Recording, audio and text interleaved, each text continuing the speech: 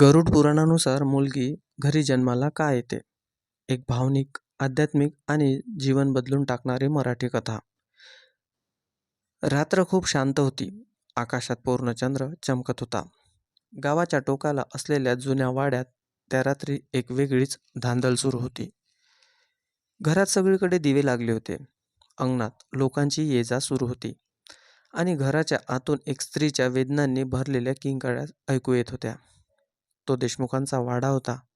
गावात नाव, पैसा, मान-सन्मान सगळं होतं त्या घराला. पण त्या घरात एक गोष्ट मात्र वर्षानुवर्ष नव्हती, मुलगी.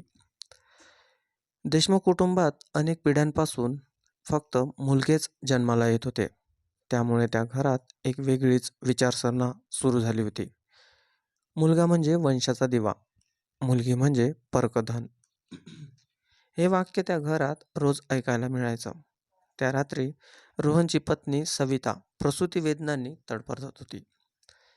बाहेरून रोहन चिंताग्रस्त चेहऱ्याने इकडे तिकडे फिरत होता. त्याची आई कमलाबाई देवघरासमोर बसून सतत एकच प्रार्थना करत होती. देवा, यावेळी तरी मुलगाच होऊ दे. थोड्या वेळाने आतून बाळाच्या रडण्याचा आवाज आला. सगळे एकदम थांबले. दाई बाहेर आली. तिच्या चेहऱ्यावर हलकसं स्मित होतं. अभिनंदन, लक्ष्मी आली घरात. क्षणभर शांतता पसरली. कमलाबाईचा चेहरा उतरला. रोहनच्या मनातही एक विचित्र निराशा आली. म्हणजे मुलगी. दाईने मान हलवली. त्या क्षणी कुणालाही आनंद झाला नाही. फक्त आतमध्ये सविता आपल्या छोट्याशा मुलीला मिठीत घेऊन रडत होती. ते दुःखाचं रडणं नव्हतं, ते एका आईचं प्रेम होतं. तिने बाळाच्या कपाळावर हलकसं चुंबन घेतलं. माझी परी. पण तिला माहीत नव्हतं, ही छोटी मुलगी त्या घराचं नशीब बदलण्यासाठी आली होती. मुलगी जन्माला आल्यापासून घरातलं वातावरण बदललं होतं. कमलाबाई प्रत्येक गोष्टीसाठी त्या छोट्या बाळालाच दोष द्यायला लागल्या. 2 दिवसांनी रोहनचा मोठा बिझनेस डील कॅन्सल झाला. कमलाबाई लगेच म्हणाल्या, मी आधीच सांगितलं होतं. मुलगी आली आणि घरात अपशकुन सुरू झाला. सविताचं हृदय तुटलं. ती शांतपणे सगळं ऐकत राहिली. रोहनही आता थोडा चिडचिडा झाला होता. तो मुलीकडे फारसं पाहतही नव्हता. फक्त सविता मात्र त्या छोट्याशा जीवावर जीवापाड प्रेम करत होती. तिने मुलीचं नाव ठेवलं आराध्या, कारण ही देवाची आराधना आहे. सविता हसून म्हणाली. पण कमलाबाईंना ते नावही आवडलं नाही. कसलं काय आराधना, मुलगा असता तर बरं झालं असतं. त्या दिवसापासून आराध्याचं बालपण सुरू झालं. पण प्रेमात नाही, तर सततच्या तिरस्कारात. गावात एक वृद्ध पुजारी होते, हरिभाऊ. लोक म्हणायचे त्यांना धर्मग्रंथाचं खूप ज्ञान आहे. एक दिवस सविता आराध्याला घेऊन मंदिरात गेली. तिच्या डोळ्यात अश्रू होते. गुरुजी, मुलगी जन्माला येणं खरंच अपशकुन असतं का? हरिभाऊ शांत हसले.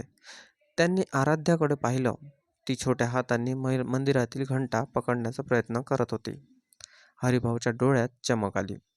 कोणी सांगितलं असं तुला? सविता रडत म्हणाली. घरात सगळेच म्हणतात, मुलगी म्हणजे ओझं. हरिभाऊ काही क्षण शांत राहिले. मग त्यांनी गरुड पुराणातील एक गोष्ट सांगायला सुरुवात केली.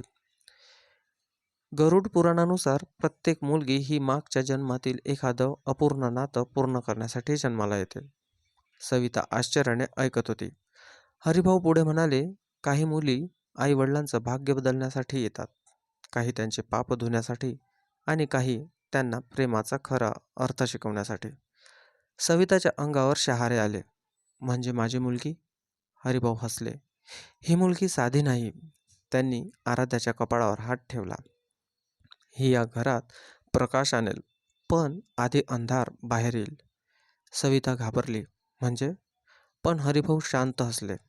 त्या दिवशी सविताला पहिल्यांदा जाणवलं, आराध्याच्या जन्मामागे काहीतरी मोठं रहस्य आहे. आराध्या जशी जशी मोठी होत होती, तसं घरात विचित्र गोष्टी घडायला लागल्या. ज्या बिझनेसमध्ये सतत नुकसान होत होतं, तिथे अचानक फायदा होऊ लागला. रोहनचं अडकलेलं पेमेंट मिळालं. घरात वर्षानुवर्षे चाललेला कोर्टाचा केस जिंकला गेला. कमलाबाईंनी हे सगळं जाणवत होतं. पण त्यांचा अहंकार मान्य करत नव्हता.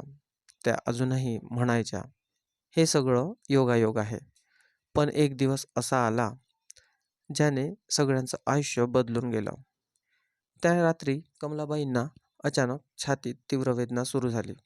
घरात एकच गोंधळ उडाला. रोहन त्यांना हॉस्पिटलमध्ये घेऊन जाणार इतक्यात 5 वर्षाची छोटी आराध्या धावत आली. ती जोरात ओरडली, "बाबा थांबा!" सगळे तिच्याकडे पाहू लागले. आराध्या घाबरलेल्या आवाजात म्हणाली, "आजीला आत्ता बाहेर घेऊन जाऊ नका. रस्त्यावर अपघात होईल." क्षणभर सगळे स्तब्ध झाले. कमलाबाई रागाने म्हणाल्या, "पहा कशी अपशकुनी बोलते." पण काही मिनिटांनी बातमी आली. ज्या रस्त्याने ते जाणार होते तिथे मोठा ट्रक उलटला होता. रोहनच्या हातातून फोन खाली पडला. सगळे आराध्याकडे पाहत राहिले.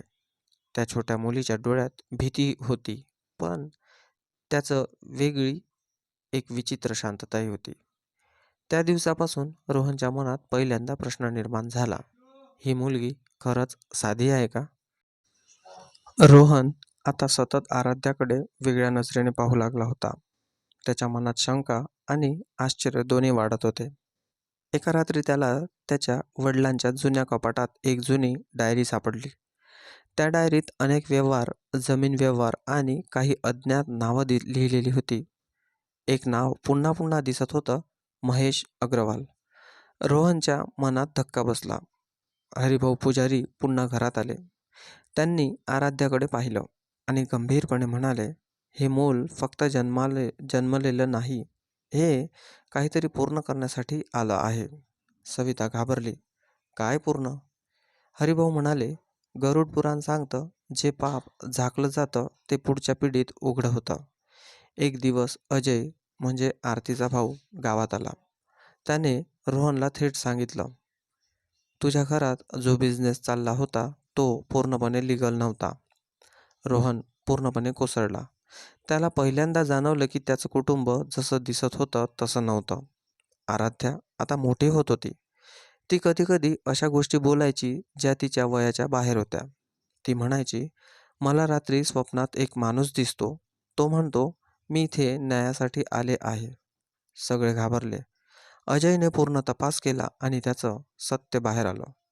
महेश अग्रवाल आणि सुमन यांनी मिळून जुना ब्लॅक मनी नेटवर्क चालवला होता. रोहन अनभिज्ञपणे त्यात अडकला होता. आराध्याचा जन्म हा त्या सगळ्या पापांचा शेवट करण्यासाठी झाला होता. महेश अग्रवाल परत येतो. तो रोहनच्या कुटुंबाला धमकी देतो, पण आराध्या पहिल्यांदा त्याच्या समोर उभी राहते. जे पेरलं आहेस ते आता उगवणारच. पोलीस सगळे पुरावे गोळा करतात. सुमनला अटक होते. महेश पळून जातो. रोहन पूर्णपणे बदलतो. काही वर्षांनी घर शांत झालं होतं. आराध्या आता मोठी झाली होती. रोहन तिला म्हणतो, तू आमचं अपशकुन नव्हतीस, तू आमचं उद्धार होतीस. सविता डोळ्यात पाणी आणते. आराध्या हसते आणि घरात पहिल्यांदा खरं शांततेचं वातावरण येतं. समाप्तीचा संदेश. गरुड पुराणानुसार प्रत्येक जन्मामागे कर्म असतं. मुलगी किंवा मुलगा नाही, तर प्रत्येक आत्मा एक संदेश घेऊन येतो. काही पाप मिटवण्यासाठी, काही प्रेम शिकवण्यासाठी आणि काही सत्य उघड करण्यासाठी.